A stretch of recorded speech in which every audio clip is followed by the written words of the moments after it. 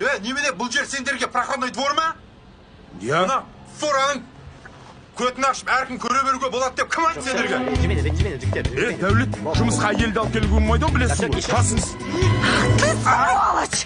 Тоқалың бар екен ғой сенің, Мен асын басаған, мен жетпей жүрім басаған. Жетесің маған. Кім айтты саған вообще мен тоқалым бар деп? Жәми, саған кім айтты? Маған Дәулет айтты. Дәулет? Дәулет? Сөйтіп айтамыз ба не?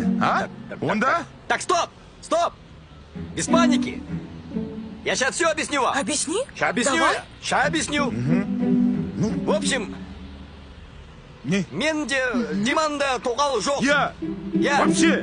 Ноль? Вот. У Аслана есть тоқалка, да? Есть же? Я? Есть же? Бар я? Да? Я здесь? Я? Да, вот. Да. Это все мы придумали, понимаете? Чтобы он не спалился перед женой своей. Түсінбедім онда.